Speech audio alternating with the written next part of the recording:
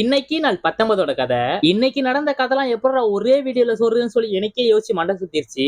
ஆனா இப்படியோ சொல்லிடலான்னு முடிவுக்கு வந்துட்டேன். மார்னிங் எப்பயும் போல 3 முட்டை, 4 ஒயிட் பிரெட் எடுத்துட்டு சிக்கனை ரெடி பண்ண போயிட்டேன். நேத்தே சொல்லியிருந்தேன் இதை நான் இன்னைக்கு சொல்றேன் அப்படின்னு. அது என்னன்னா, நாங்க ஃப்ரெண்ட்ஸா சேர்ந்து பிபிக்கு செய்யலான்னு ஒரு முடிவுக்கு வந்திருந்தோம். சோ அதுக்கு தான் அந்த ஏற்பாடு எல்லாம். தேவையான சிக்கன்லாம் ரெடி பண்ணி வச்சுட்டு ஸ்ட்ராங்கா ஒரு கப்பு காஃபி அடிச்சேன். அப்படியே வீட்டுல கொஞ்சம் வேலை இருந்துச்சு, அதையும் முடிச்சுட்டு வந்துட்டு லஞ்ச் எப்பயும் போல எடுத்துக்கிட்டேன். நடுவுல ஒரு குட்டி பிரேக்கு அப்புறமா நேரா ஸ்பாட்டுக்கு கிளம்பியாச்சு. இன்னொரு முக்கியமான விஷயத்த சொல்ல மறந்துட்டேன். இன்னைக்கு நம்மளுக்கு மோசடி நாள், அதாவது சீட் டே. ஸ்வீட்டா ஒரு கிளாஸ் தண்ணி அடிச்சோன்னு நேரா வேலைக்கு இறங்கியாச்சு.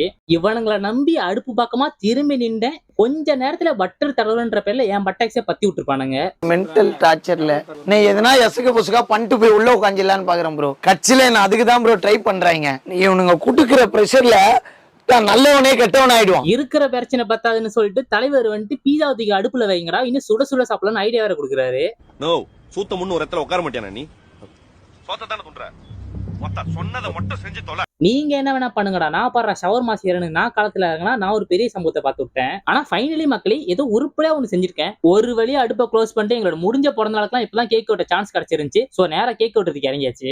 அதுக்கப்புறமா அங்கேயே உட்காந்து ஊருக்கு அதெல்லாம் அடிக்க ஆரம்பிச்சாச்சு. அதுலயே ஒரு 3 மணி நேரம் போச்சு. சோ எல்லாத்தையும் கிளீன் பண்ணி வச்சுட்டு எல்லாரும் ஆளாளு வீட்டுக்கு கிளம்பிட்டோம். அதோட ஏன் டேவும் முடிஞ்சு. சோ நாளைக்கு பார்ப்போம்.